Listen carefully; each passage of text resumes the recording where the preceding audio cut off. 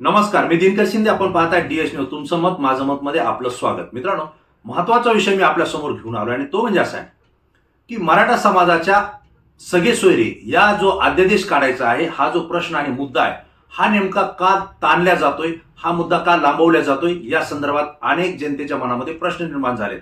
आणि मित्रांनो, ज्यावेळेस आपण याचं संशोधन केलं, अभ्यास केला आणि राजकीय विश्लेषकांशी सुद्धा चर्चा केली, त्यावेळेस एक गोष्ट लक्षात आली की सगळे सोयरीची अधिसूचना राज्य सरकारनं काढली, परंतु त्याचं अध्यादेशात रूपांतर करण्यासाठी शासन हे सरकार हे लांबवतंय. त्याचं कारण तसं आहे, याला अनेक कारण आहेत. त्यापैकी एक कारण असं आहे, सध्या आपण पाहतोय की मराठा समाजाच्या आरक्षणाचा मुद्दा निघाल्यापासून आणि आंदोलन सुरू असल्यापासून राज्यामध्ये जे वेगवेगळे प्रश्न आहेत, मग त्याच्यामध्ये तरुणांच्या नोकरीचा प्रश्न आहे, बेरोजगारीचा प्रश्न आहे, शेतकऱ्यांच्या अनेक अडीअडचणी आहेत, शेतकऱ्यांच्या मालाला भाव नाहीये, या सगळ्या प्रश्नानुसार जनता ही त्रस्त झालेली आहे आणि सरकारच्या विरोधात नाराजी आहे.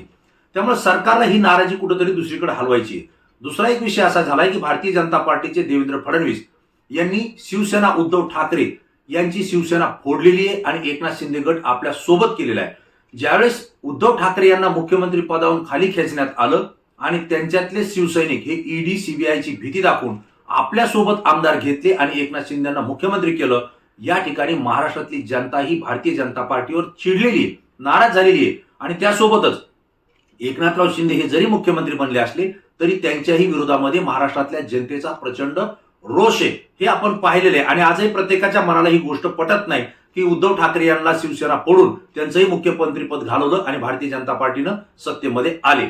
दुसरा भाग असा झालाय की शरदचंद्र पवार यांचीही राष्ट्रवादी काँग्रेस पार्टी भारतीय जनता पार्टीनं फोडलेली आहे आणि अजित पवार आणि त्यांच्यासोबत असलेले जे मंत्री आहेत, ज्यांच्यावर ईडी आणि सीबीआयच्या कारवाया सुरू आहेत, त्यांच्यावर भ्रष्टाचाराचे आरोप आहेत आणि याच भारतीय जनता पार्टीने त्यांच्यावर आरोप केले होते, आज त्यांच्याच मांडीला मांडी लावून भारतीय जनता पार्टी सत्तेत बसलेली आहे आणि अजित पवार गट हा सुद्धा सत्तेमध्ये सहभागी झालेला आहे. मित्रांनो, आपल्याला नेमकं माहिती, किरीट सोमय्या असतील, चित्राताई वाघ असतील, हे जे भारतीय जनता पार्टीचे नेते हे सातत्यानं राष्ट्रवादी काँग्रेसच्या नेत्यावर भ्रष्टाचाराचे आरोप करत होते आणि देवेंद्र फडणवीस तर आमच्याकडे गाडीभर पुरावे आहेत अजित पवारांच्या विरोधात असंही सांगत होते. त्यासोबत मी अविवाहित राहील परंतु राष्ट्रवादी काँग्रेसची युती नाही नाही नाही असंही ते बोलले होते आणि त्यांनाच आपल्या सोबत घेतलं. यामुळे सुद्धा महाराष्ट्रातल्या जनतेमध्ये प्रचंड रोष आहे. भारतीय जनता पार्टीच्या विरोधात तर आहेच, पण अजित पवार आणि एकनाथ शिंदे यांच्या विरोधात सुद्धा रोष आहे. हा एक दोन कारण झाले. तिसरा भाग असा झालेला आहे मित्रांनो, महाराष्ट्रामध्ये आज बहुतांश भागामध्ये प्यायला पाणी नाही, दुष्काळी परिस्थिती निर्माण झाली आहे.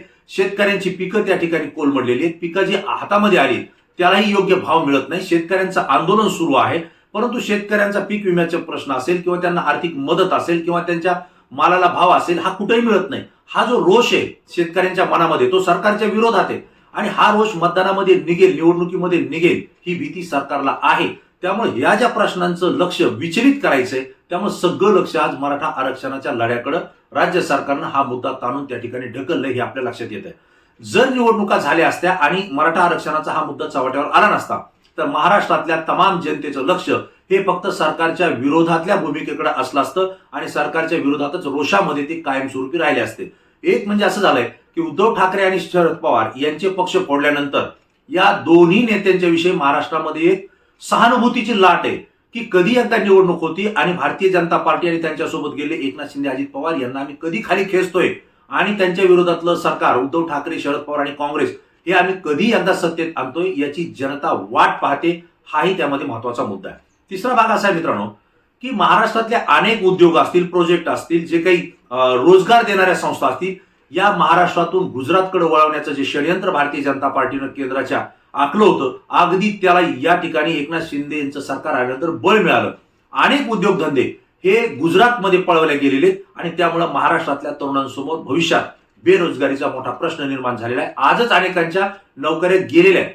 कोरोनाच्या कालावधीमध्ये जे काही नुकसान झालेलं आहे ते नुकसान आता कुठं भरून निघत होतं ते उद्धव ठाकरेंच्या काळामध्ये आणखीन भरून निघेल ही अपेक्षा लोकांना होती. परंतु भारतीय जनता पार्टीचे देवेंद्र फडणवीस, एकनाथराव शिंदे आणि अजितदादा पवार यांनी जी आपली तत्व सोडून युती तयार केली आणि हे सरकार पाडून आपलं सरकार त्या ठिकाणी अस्तित्वात आणलं, याचाही जनतेच्या मनामध्ये प्रचंड रोष आहे. मित्रांनो, मला आपल्याला आवर्जून या ठिकाणी काही गोष्टी सांगायच्या आहेत की धनगर समाजाच्या आरक्षणाचा प्रश्न आहे, मराठा समाजाच्या आरक्षणाचा प्रश्न हे गेल्या कित्येक अनेक वर्षापासून आहे. परंतु जरांगे पाटलांनी ज्यावेळेस आंदोलन सुरू केलं त्याला महाराष्ट्रातल्या जनतेनं, मराठ्यांनी मोठा साथ दिली आणि यावेळेला मराठा विरुद्ध ओबीसी वाद निर्माण करण्याचं काम सुद्धा सत्ताधाऱ्यांनी केलं. सत्तेमध्ये असलेले छगनराव भुजबळ यांनी गरज नसताना जरांगे पाटील यांनी मराठा समाजाच्या विरोधात अपशब्द वापरले, अपप्रचार वापरला आणि त्या ठिकाणी वाद निर्माण झाला, तेढ निर्माण झाला. मग भुजबळ साहेब जर बोलले तर जरांगे पाटील त्यांच्या विरोधात बोलायचे आणि यामुळं मराठा आणि ओबीसी दोन दुपळी निर्माण करण्याचा प्रयत्न सरकारकडून करण्यात आला. पण जरांगे पाटलांनी त्यांची डाळ शिजू दिली नाही, दोन्ही समाजामध्ये तेढ होऊ दिला नाही. परंतु परंपरेप्रमाणे ज्यावेळेस त्यांच्या लक्षात आलं की छगनराव भुजबळ यांच्या पाठीमागे देवेंद्र फडणवीस आहेत, त्यावेळेस त्यांनी डायरेक्ट याच वेळी देवेंद्र फडणवीस पुढे आले. त्यानंतर त्यांनी आक्रमकपणे भूमिका घेतल्या, आक्रमकपणे कारवाया सुरू केल्या आणि जरांगे पाटलांना टार्गेट करण्याचाही त्या ठिकाणी प्रयत्न देवेंद्र फडणवीस यांच्या माध्यमातून झाला असं सातत्याने जरांगे पाटील सांगतायत. पण याच काळामध्ये छगनराव भुजबळ आता शांत झालेले हे सुद्धा आपल्याला त्या ठिकाणी सांगावं लागेल. म्हणजेच काय की हा सगळा मराठा समाजाच्या आंदोलनाचा वाद आणि मुद्दा शासनाला माहिती आहे. त्यांनी अधिसूचना सुद्धा दिलेली आहे सगळे सोयरेच्या संदर्भात. मराठ्याच्या कुणबीच्या ज्या नोंदी आहेत त्या 57 लाखापेक्षा अधिकच्या नोंदी राज्य सरकारच्या वेगवेगळ्या विभागामध्ये सापडलेल्या आहेत. त्यांना कुणबीचे प्रमाणपत्रही राज्य सरकारनं दिलं. त्यांना ओबीसी मध्ये सुद्धा ते लोक आलेले आहेत. परंतु महत्वाचा जो मुद्दा आहे जरांगे पाटलाचा तो सगळे सोयरेचा आहे आणि सगळे सोयरेशिवाय मी गप्प बसत नाही, मागं हटत नाही हे सातत्याने ते सांगतात. सरकारलाही माहिती आहे, सरकारच्या शिष्टमंडळाला सुद्धा या गोष्टी सगळ्या माहिती आहेत. परंतु राज्य सरकारनं विशेष अधिवेशन घेतलं आणि त्यामध्ये मराठा समाजाला 10% आरक्षण दिलं. हे सगळं जरी दिलं असलं तरी जरांगे पाटील ऐकणार नाही हेही सरकारला माहिती आहे. परंतु जरांगे पाटलांनी लोकसभेची निवडणूक होईपर्यंत आपलं आंदोलन सुरूच ठेवावं. या मागची जी भूमिका आहे ही सरकारची कूटनीती आहे की मागण्या तर मान्य करायच्यात पण आता नको, निवडणूक लागू द्या, निवडणूक जवळ येऊ द्या. निवडणूक जवळ आल्यानंतर तोपर्यंत जरांगे पाटलांना आपण खतपाणी देत नाही, त्यांना आपण त्यांचा शब्द पाळत नाही हे संदेश जाऊ द्या. म्हणजे समाज मोठ्या पद्धतीनं त्यांच्या पाठीशी ताकदीनं उभा राहील. आणि एकीकडे भुजबळांना आता शांत केलेलं आहे, म्हणजे ओबीसी समाज सुद्धा त्या ठिकाणी शांत करण्याचा प्रयत्न झालेला आहे. जशीच निवडणूक जवळ येईल, लोकसभेची आचारसंहिता लागण्याचा विषय येईल, त्याच वेळेस राज्य सरकार हे सगळे सोयरेचा अध्यादेश काढू शकतं. ही आपल्याला अधिकृत सूत्राकडून त्या ठिकाणी माहिती मिळाली आहे. काढावंच लागेल कारण तुम्ही अधिसूचना त्या ठिकाणी काढली, तुम्हाला अध्यादेश काढावा लागणार आहे सगळे सोयरेचा.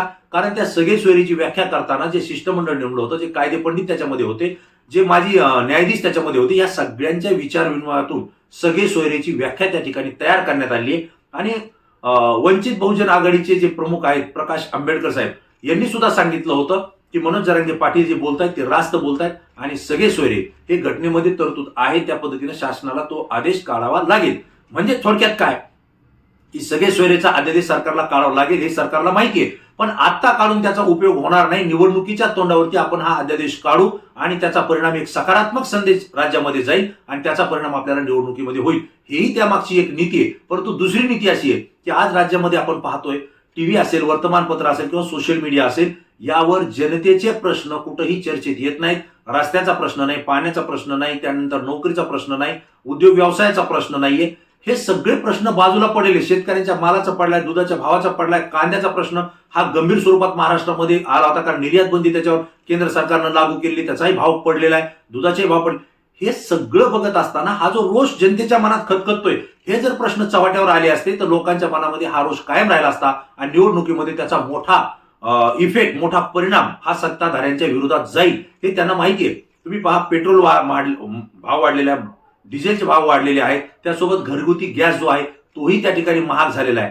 आज आपण किराणा दुकानात जर जायचं म्हणलं तर कुठलंही किराणा सामान जे 1500 मध्ये होत होतं आज त्याला 3,000 ते 4,000 रुपये लागतात. अशी परिस्थिती, अशी महागाई वाढलेली आहे. आणि मग हे सगळे जनतेच्या मनातला रोष आणि प्रश्न हे पुन्हा पुन्हा चर्चेत येऊ नयेत यासाठी त्यांनी मराठा समाजाच्या सगळे सोयरीचा अध्यादेश काढण्याचा जो मुद्दा आहे हा ताणलेला आहे, हा लांबवलेला आहे, जेणेकरून हे आंदोलन लांबत राहावं आणि सगळं मीडियाचं लक्ष, मीडियाने त्याच्या संदर्भात बातम्या बनाव्यात आणि हे जे जनतेचे प्रश्न राहिलेले, जनतेचा जो रोष राहिलेला आहे हा त्या ठिकाणी खदखदू नये, तो बाहेर येऊच नये, जनतेसमोर येऊ नये, हा त्यामागचा प्रयत्न आहे. आणि आजही तुम्ही पहा हे प्रश्न सगळे कुठं बाजूला पडलेले आहेत. फक्त मराठा समाजाचं आरक्षण आणि जरांगे पाटलांचं आंदोलन आणि सरकारचे प्रतिनिधी त्यांच्या विरोधात काय बोलतायत एवढाच एक मुद्दा चर्चेत कायम या ठिकाणी येतोय.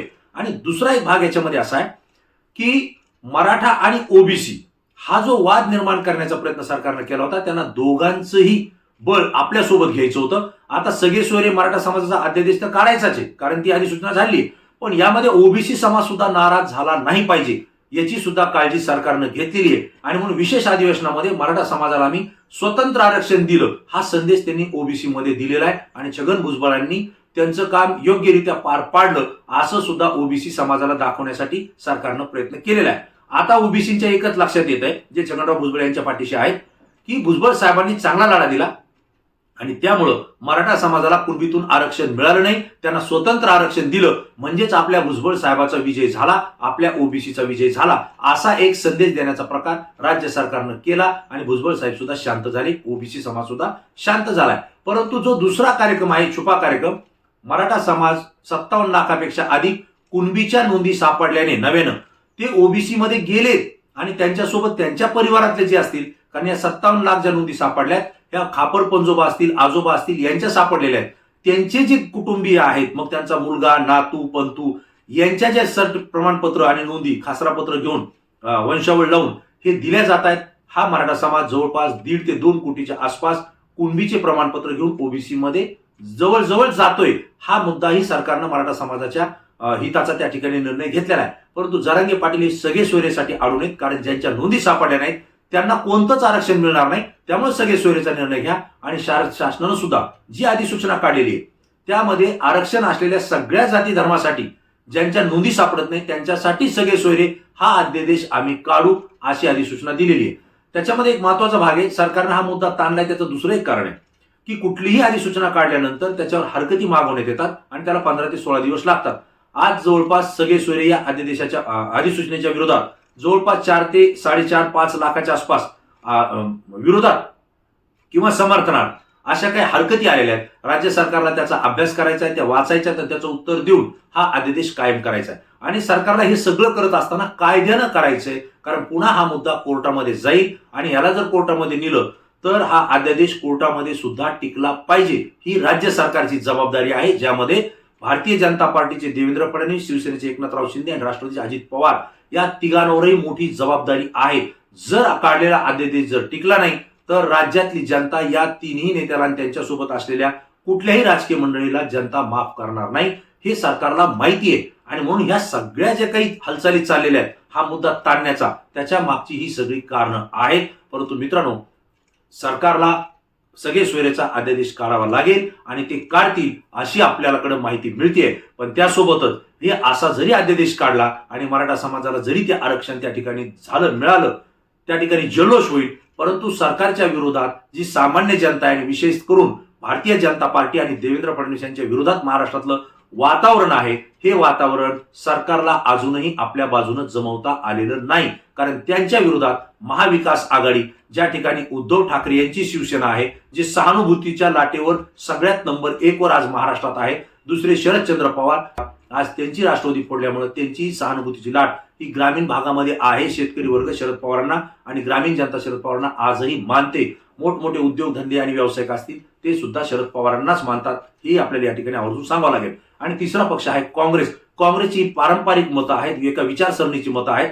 गोरगरीब 18 पगड जातीचे जे लोक आहेत, कोणीही उमेदवार दिला तरी काँग्रेसच्या चिन्हावर ते मतदान करतात. हा महाराष्ट्राचा, देशाचा इतिहास आहे. या तिघांची सांगड त्या ठिकाणी घालण्यात आली आहे. आणि प्रकाशराव आंबेडकर, ज्यांची नावच वंचित बहुजन आघाडी आहे, जे वंचित राहिलेले बहुजन आहेत ते सगळे त्यांच्या सोबत आहेत, तेही या महाविकास आघाडी सोबत जोडल्या जात आहेत. त्याचा परिणाम येणाऱ्या निवडणुकीमध्ये या महायुतीच्या सरकारला पुन्हा एकदा सहन करावा लागेल अशी स्थिती आहे. हा मुद्दा कितीही ताणला तरी जनतेच्या मनातला, सरकारच्या विरोधातला आणि या 3 पक्षाच्या विरोधातला रोष आणि राग निघणार नाही, असं चित्र या महाराष्ट्रामध्ये आपल्याला पाहायला मिळतंय. मित्रांनो, हा मुद्दा मला महत्वाचा वाटला, मी आपल्यासोबत शेअर केला.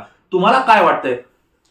या सगळ्या कारणांमुळे सरकार मराठा समाजाच्या सगळे सोयरे अध्यादेशाचा जो मुद्दा आहे तो ताणतोय का? तुमचंही मत महत्वाचं आहे. आणि जरी तो अध्यादेश लागू झाला, मराठा समाजाला आरक्षण मिळालं, तरी महाराष्ट्रातल्या जनतेचा युती सरकार विरोधात आणि भाजप सरकार विरोधात असलेला रोष कमी होईल का? आपल्याला काय वाटतं? आपली प्रतिक्रिया निश्चित द्या, कारण तुमची प्रतिक्रिया आमच्यासाठी महत्वाची आहे, कारण ती संपूर्ण महाराष्ट्रातून अत्यंत अभ्यासूपणे आलेली असते. मित्रांनो, पुन्हा नवीन विषय, नवीन मुद्दा घेऊन आपल्या समोर येईल. तोपर्यंत धन्यवाद.